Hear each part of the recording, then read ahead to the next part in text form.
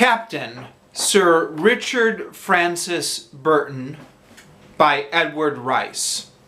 So this is a biography about Richard Burton. I probably don't need to clarify this, but I will.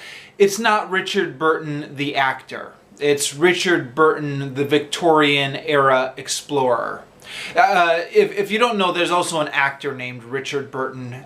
He was famous in the 1960s. I think he was in the movie Cleopatra. He was famous for having a romance with Elizabeth Taylor, and he was in a bunch of other stuff. I mentioned that because when I told my mother I was reading a book about Richard Burton, she thought I was referring to the 1960s movie star. It's not. It's a Victorian era explorer. I guess you would call him by his full name to avoid any confusion. Captain Sir Richard Francis Burton. Now, if you've never heard of this guy, let me tell you how I came to hear about him. He was prominently featured in a fictional book series, a science fiction book series called River World, which was in turn made into a couple of different television movies or television series. I believe in the series they actually got rid of the character, or they made him not the main character anymore, but in the books he was the main character. One of my friends was reading this series a few years ago, and the premise of that series, River World, is a little bit bizarre. So he got some flack among our group of friends for being interested in this book series. And he was talking to me about it one day, and he said, you know, I know everyone gives me a lot of grief about this book series, but said I learned a lot of interesting things from it. He said, because of this series, I learned who Sir Richard Francis Burton was. And he said, and Richard Burton was one cool cat. And then he started talking about all the things Richard Burton had done. He was an explorer, he was a secret agent, he was one of the first Westerners to enter Mecca and write about it. He helped to discover the source of the Nile, etc. Just listed off all these amazing things the guy had done. I'd never even heard of him before. But a couple years later, I was in the library, and I saw this book, biography, Captain Sir Richard Francis Burton by Edward Rice, and I remembered what my friend had told me, and I checked out the book, and here I am with my review. Now, this is one of those guys that you've probably never heard of, but then once you start reading about him, you're like, why did I never hear him before? It sounds like he had a huge impact, not only on history, but also on Western culture. He was responsible for introducing to the West, or at least to the English-speaking world, Eastern classics like Arabian Night and Kama Sutra. He did a translation of Arabian Nights, which is still being sold in bookstores. Next time you go to your bookstore and find Arabian Nights, chances are it's his translation. He was responsible for words like ESP and Safari entering into the English language. The scope of his life is pretty amazing.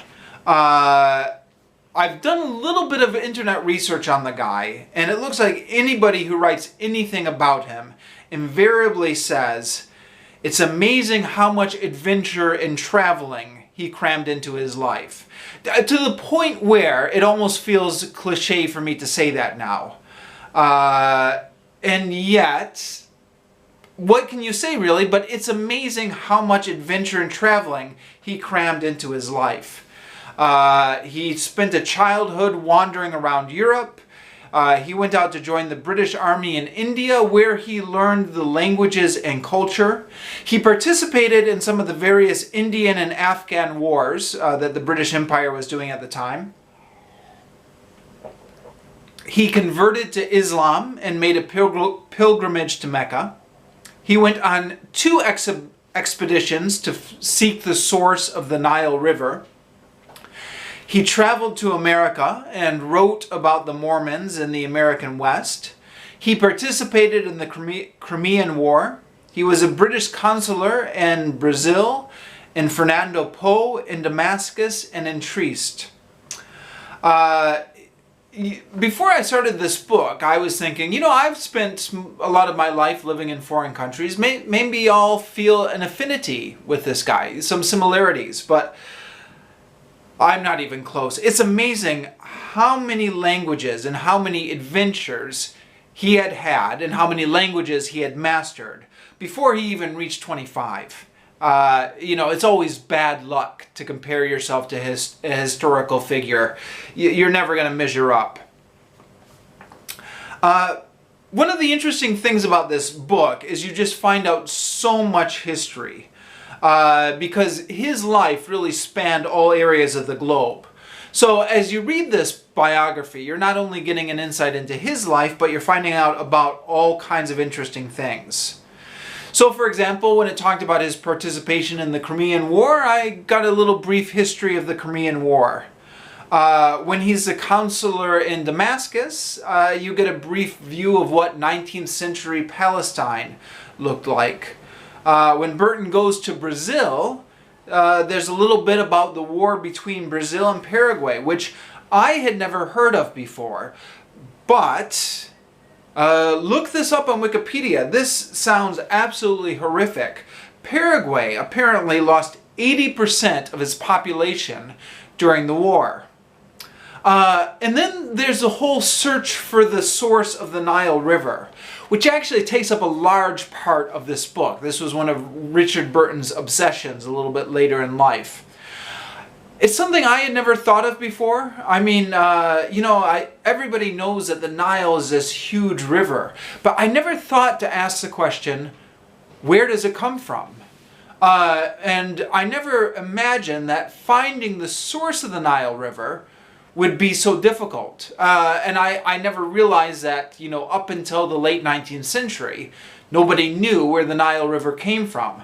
So it's one of those things where I went from completely not thinking about it at all to being really fascinated with it and, you know, looking up on Wikipedia where, you know, what is the source of the Nile?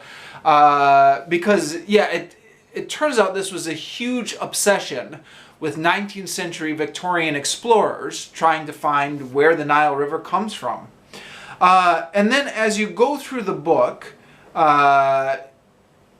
it talks about all the trouble they had finding it, and then they get to Lake Victoria in Africa. And there's a fascinating description of Lake Victoria, which I also found fascinating because, again, Lake Victoria is one of those things I've never wasted any time thinking about, but then when you read about it, and you read about what it was like for the first European explorers to come across this thing, one of the world's largest freshwater lakes that they had no idea was out there, and the whole thing is fascinating.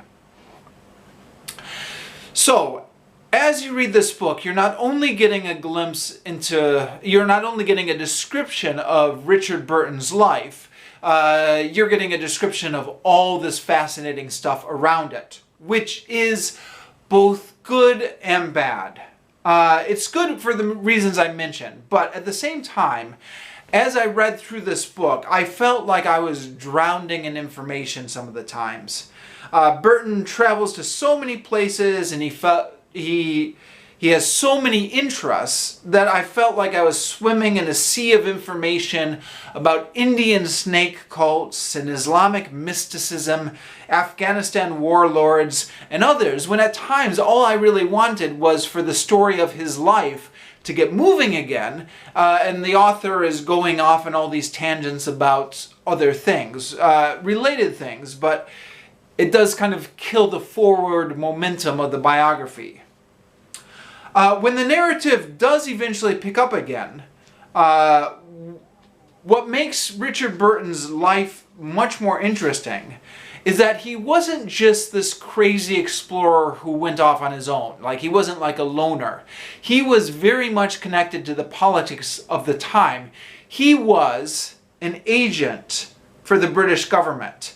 And he was working in what Edward Rice calls the Great Game.